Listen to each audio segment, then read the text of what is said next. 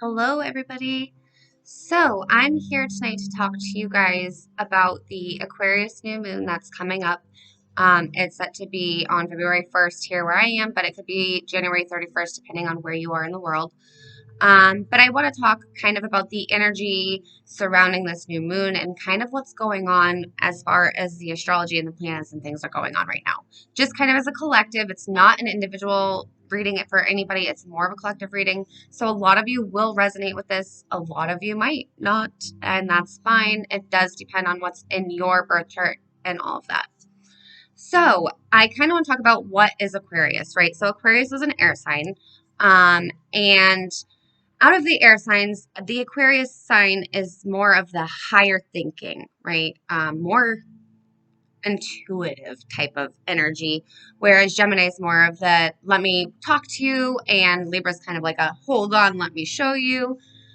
Aquarius is nah, let me think about it, right? So they're also that type of energy that is like very self-reliant and they don't need help, right? They want to do things on their own.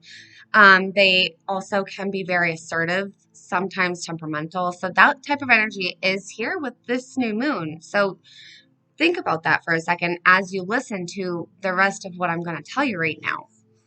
Okay. So basically, what we all should be focusing on during this new moon, during this time. So between now and say, I don't know, next, well, the new moon is on, like I said, the first. So a few days before and after that. Okay. What we should be doing is clearing our mind and really getting in touch with our higher selves and being able to understand where we are having these blocks because we have a few planets who are retrograde right now. And a lot of the blocks that we're having, they're personal blocks, okay? It's the self-limiting beliefs and self-doubts that we're experiencing that are holding us back. And those are the types of things that we should be focusing on releasing or, for this new moon. Okay, new moons are all about setting intentions. So think about the intentions that you want to set for yourself. Where do you want to see yourself 6 months from now at that Aquarius full moon? Okay, so those are the types of things you should be thinking in Aquarius right now. With that being said, I do want to talk about the Mercury retrograde first, because we are in a Mercury retrograde right now. I'm filming this on January 26th, and I believe Mercury is going to be retrograde till February 4th. So we're almost getting through it, but it's been a rough couple weeks. I'm not going to lie. But what does a Mercury retrograde do for us? It has us rethinking, revisiting things, right? Think redoing things.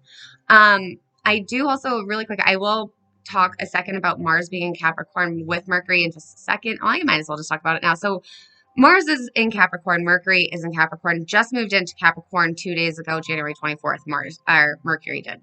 Or was it Mars? Nope, it was Mercury going retro. Back. Anyway, so Mars is having us thinking about the future right now and thinking about the consequences that we may have suffered or that we may suffer depending on what choices we have made or what choices we need to make. And that influence, my light just went off. Did you see that? Holy cow. Oh my God, it's going off still. That's crazy. It's like flashing and dying. It's cool. Whatever. Anyway, so it has us thinking about the consequences of things, right? Of our past actions and or future actions. So we're revisiting thoughts of the past. Where could I have done things differently, right? How could I have done things differently? Why do I feel the way I do for the things that I did? Or something to that effect. A lot of us are experiencing. And it has us acknowledging, it just came back on, you guys, what is happening? Mercury with this Mars energy. So what I was getting at is that Mercury and Mars are working together. Well, Mercury is retrograde and Mars is about, because Mercury retrograde is all about our exes coming back, but Mars is like super intensifying that. So if anybody resonates with that, please make sure you like this video and comment what the hell's your story. But basically what I'm trying to say is that it has us acknowledging these old thought patterns and things that we need to release. And we're reevaluating and moving through that, okay? And future thinking is involved with all of that, especially being in Aquarius and Mars all together the way they are. So Mars and Mercury are in Capricorn, right? And I do want to talk really quick about Capricorn being ruled by Saturn. Okay, so think of Saturn as like the old grandfather, the rule breaker, the enforcer, da da da da da, right? And and he's Saturn is right now. Saturn himself is hovering over this new moon in Aquarius on the new moon, and it basically is adding this extra influence into having us take responsibility for our actions and figuring out how to take responsibility in moving towards our goals, dreams, and desires and achieving the things that we want to achieve in life, right? So this energy is going to be really kind of heavy hanging out until about mid to late March, I will say, before it releases and you'll start to feel better about things. But right now is a time to think and revisit and think about how you can do things differently moving forward. That light is still going. But basically, with Saturn's influence being Capricorn and Mars and Mercury are in Capricorn, that light's still flicking out, man.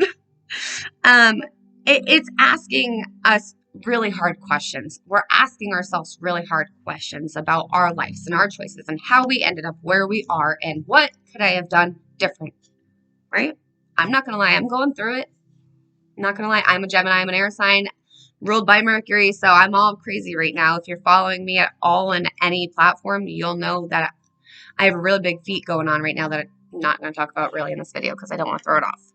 But we're going through life lessons, or we're reevaluating the life lessons that we have learned in the past. Okay, we're either going through it or we're evaluating things that we have done so that we can avoid them in the future, is what we're all trying as a collective energy doing. And we're asking ourselves, am I in alignment with my higher self? Right? That's a big question on a lot of people's minds right now, especially if you're into astrology and tarot and things like that. But it's also because it's Saturn, it's asking us to, again, take responsibility for our actions. And we're being confronted with many challenges right now on different levels. Some people, it could be very minor. For some people, it can be a lot. Everybody's life is different. And it does, again, your natal birth chart could depend, totally different situation for you. Capricorn's in my 10th house. That's all I can tell you. Don't want to talk about it. But it with this whole thing happening, with all this energy going on, the thing that we forget about while we're going through it is that this is actually us growing, right? This is an opportunity. Saturn brings us opportunity for growth, for understanding. It helps, level up, helps us level up to where we want to be. But in order to level up, we do have to release.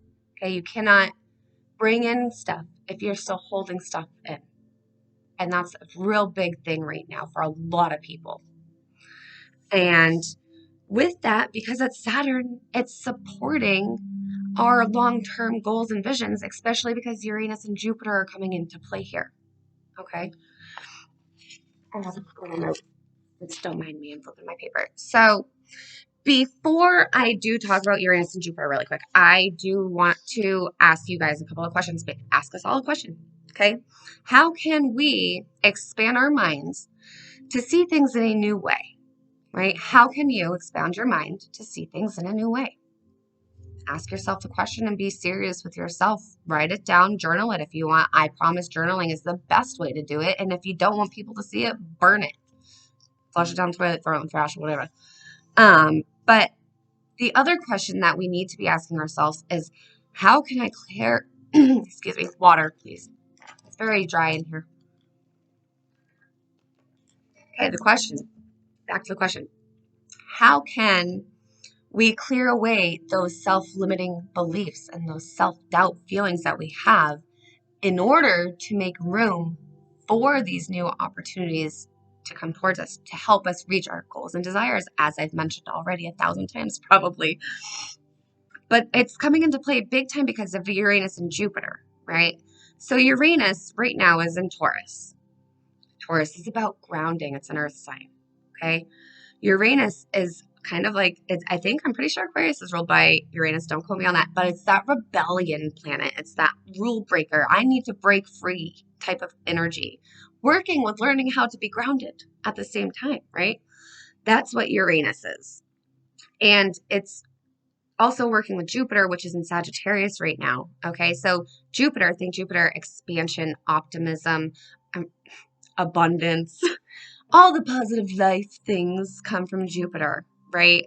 But sort of Sagittarius energy is very optimistic as well and is that go-getter type of energy. So these energies are all kind of working together right now with the energies I've already discussed, right?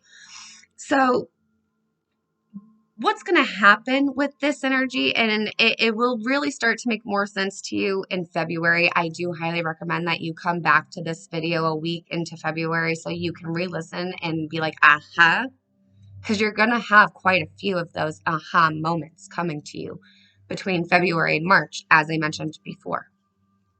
I promise. The energy is going to shift. I'm considering mid to late March our actual new year. Right?